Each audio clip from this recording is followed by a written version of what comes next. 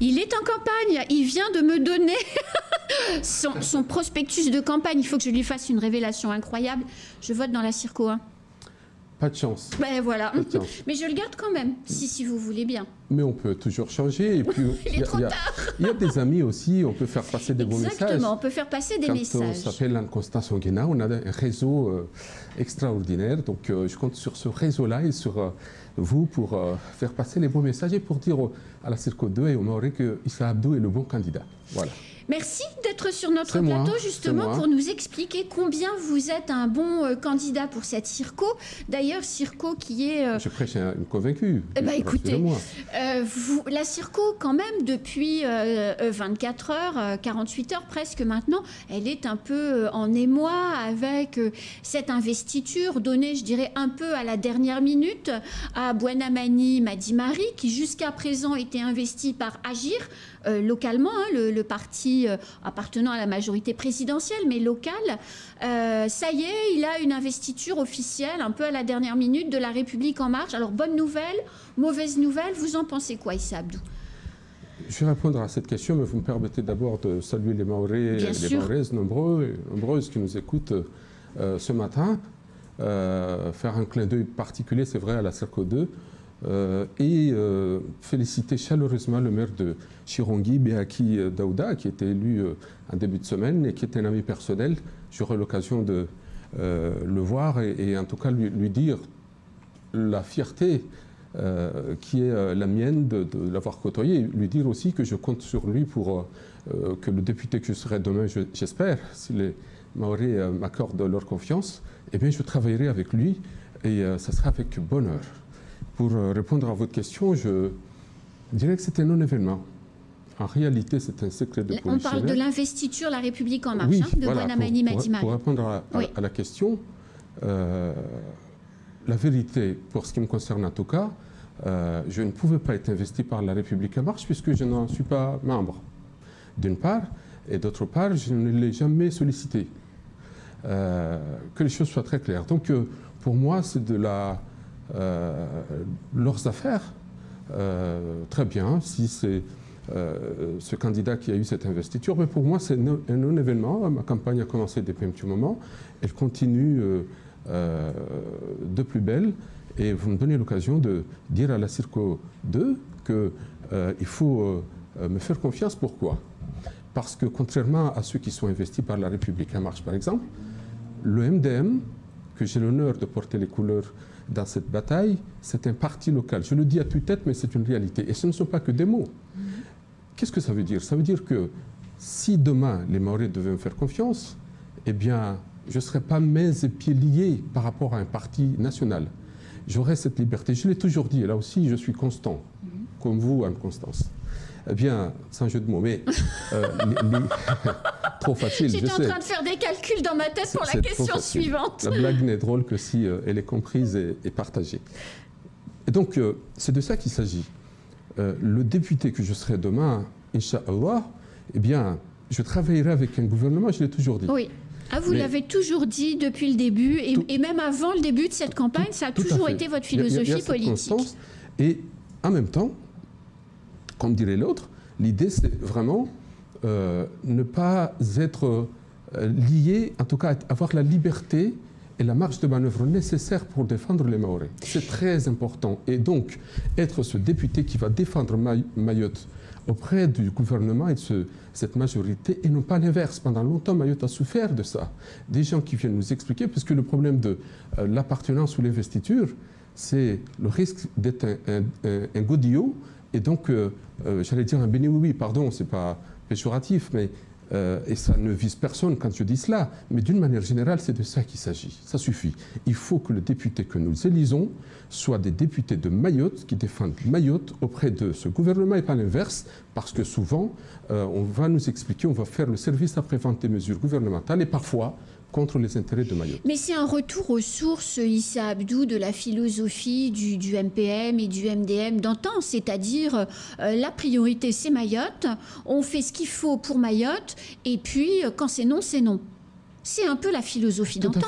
Tout à fait. C'est un retour aux sources. Exactement, et il faut revenir aux fondamentaux parce qu'on voit bien que ces derniers temps, ça part un peu en sucette, pardon pour l'expression, et donc il faut revenir à cela, défendre Mayotte auprès du national, mais en disant cela, je dis aussi que la meilleure façon de le faire, eh bien, c'est d'être là, d'être exigeant, de peser de tout son poids pour qu'on entende la voix de Mayotte et en obtenant des résultats concrets. Ce n'est pas tant de le crier matin, midi et soir en disant qu'on a une voix qui porte, ce n'est pas de ça qu'il s'agit. Il s'agit bien d'avoir des résultats concrets. Mayotte est dans une situation compliquée, la situation sécuritaire, la situation de la vie chère, la situation des embouteillages. J'étais un petit peu à la bourse ce matin pour les mêmes raisons.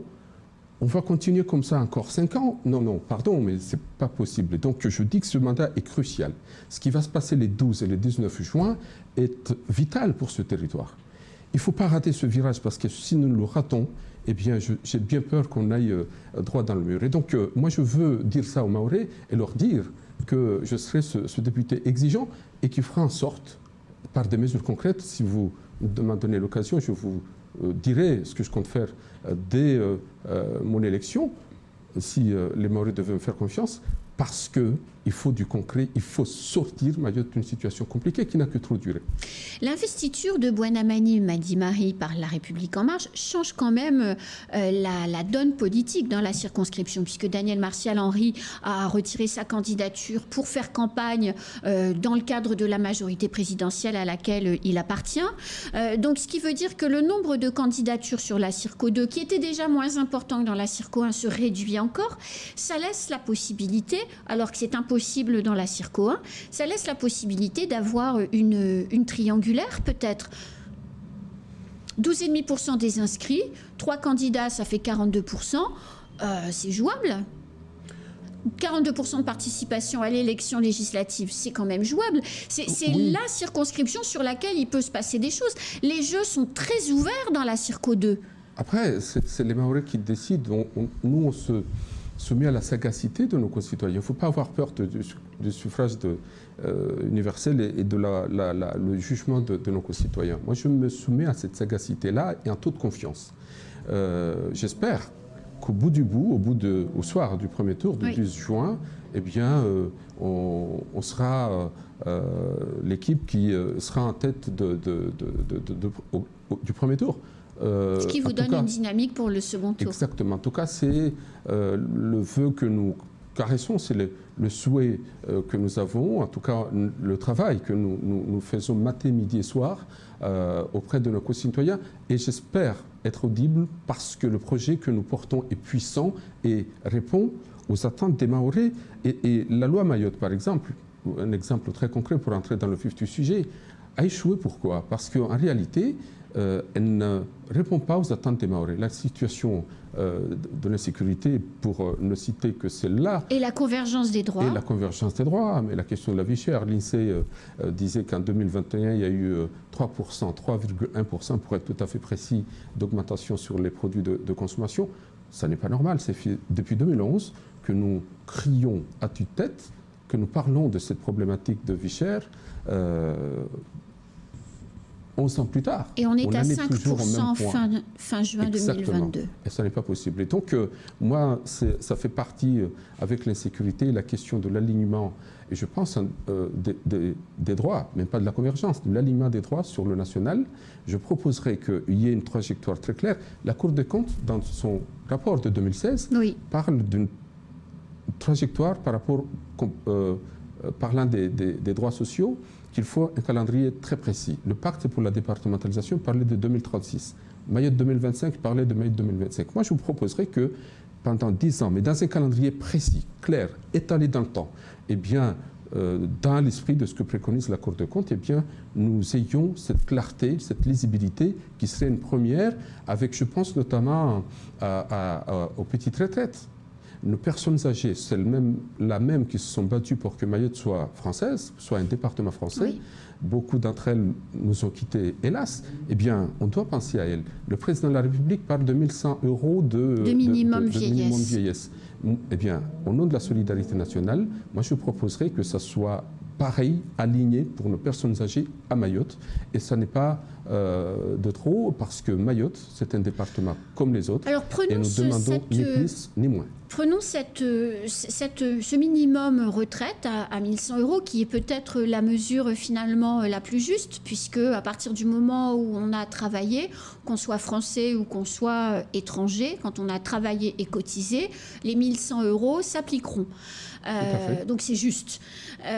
Comment vous vous y prendrez pour l'obtenir si, siégeant dans le groupe de la majorité présidentielle, on vous dit, alors on, c'est toujours des grands ministres, des grands dirigeants, on va dire non mais écoute Issa Abdou, t'es gentil, mais là ça va pas le faire, on en reparlera l'année prochaine parce que tu comprends, il y a la problématique de l'inflation, il y a la problématique de la guerre en Ukraine, il y a la problématique de du prix du gaz, et il y a toujours 1000 raisons pour repousser les sujets de Mayotte. Comment vous vous y prendrez pour convaincre ? Et puis quoi encore, on vous dira aussi, c'est un appel d'air. Oui, bien sûr. Comment c'est le dire à chaque fois qu'il s'agit de l'intérêt de Mayotte? Bien sûr. Eh bien non. Je me réserverai le droit. C'est d'ailleurs pour ça que je n'ai pas demandé l'investiture en marche, pour avoir cette liberté, pour dire ce que je pense, pour porter à bras-le-corps les revendications de Mayotte. C'est de ça qu'il s'agit. Bien sûr. Et donc on m'entendra très fort, et j'aurai cette liberté de dire ce que je pense, que les Mahorais pensent à ce moment-là, parce que c'est une question, et vous l'avez dit tout à l'heure, de justice. Mais je veux y ajouter autre chose, parce que c'est ce que dit la Cour de compte en 2016 dans son rapport, et parlant de ce sujet précisément. C'est toute la vertu d'un calendrier précis sur 10 ans. C'est que pendant ce temps-là, par compte à rebours, eh bien, ça nous permet de dire ce qui est faisable tout de suite, mais d'une manière très précise et d'une manière très juste, et de manière à ce que le compte à rebours, on voit bien l'impact, les conséquences, je pense notamment aux cotisations sociales, de manière à ce qu'on puisse s'organiser en conséquence. Donc il n'y aura pas de surprise, ce ne sera pas une idée saugrenue.